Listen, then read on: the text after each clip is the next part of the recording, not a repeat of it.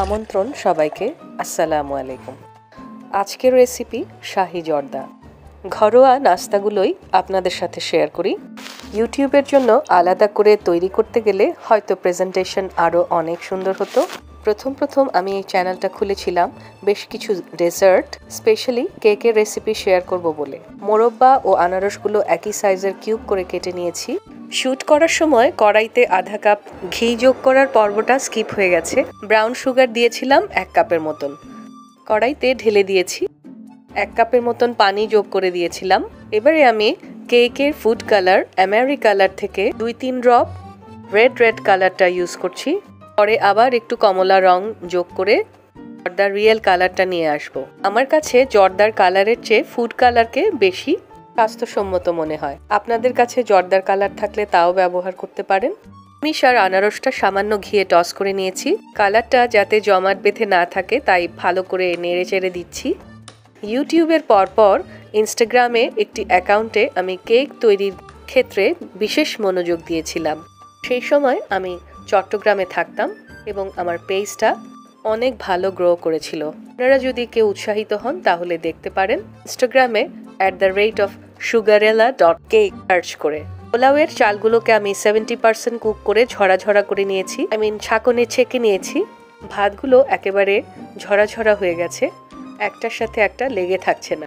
ভালো জর্দা তৈরি করার প্রথম কাজটা সেটাই হলো ভাতটাকে দাঁড়িয়ে থেকে মনোযোগ সহকারে কুক করতে হবে। হাতে একটু টিপ দিয়ে দেখতে হবে যাতে পুরোটা সিদ্ধ না হয়ে একটু ভেতরে দানাদার থেকে যায়, কেননা জর্দা তৈরির সময় সিরাপ এবং ঘিয়ের মধ্যে সে আরও 30% কুক হবে। এবারে খুব আস্তে আস্তে আলতো হাতে জর্দাগুলোকে নেড়ে চেড়ে নিচ্ছি। ওই যে বললাম কমলা কালার আনার জন্য আমি yellow food colour 2 drops use করেছি। জর্দার জাফরানি রংটা একেবারে পারফেক্টভাবে চলে এসেছে।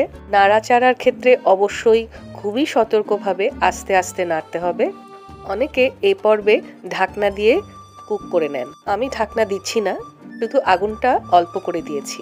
মোরব্বার পর্বটা চিনি সিরাপে দিতে ভুলে গিয়েছিলাম, তাই এখন দিয়ে দিচ্ছি। মোরব্বা জর্দার জলীয় অংশটা শুষে ফুলে ফেপে উঠবে। নেড়ে চেড়ে মিশিয়ে দিচ্ছি।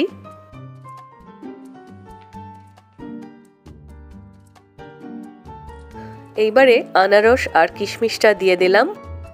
কিউব করে কাটা এবং ঘিয়ে ভেজে নেওয়া আনারসটা দেখতেই দারুণ অ্যাডিকটিভ। একটা বিষয় শেয়ার না করে পারলাম না, আমার 2 বাচ্চাই যে কোনো মিষ্টি খাবারে কিশমিশ এবং মোরব্বা দেখলেই সেটা তুলে রেখে দেয়। আমি জানি না কেন। আপনাদের কার ক্ষেত্রে এই ধরনের হয় আমাকে কমেন্টস করে জানাবেন।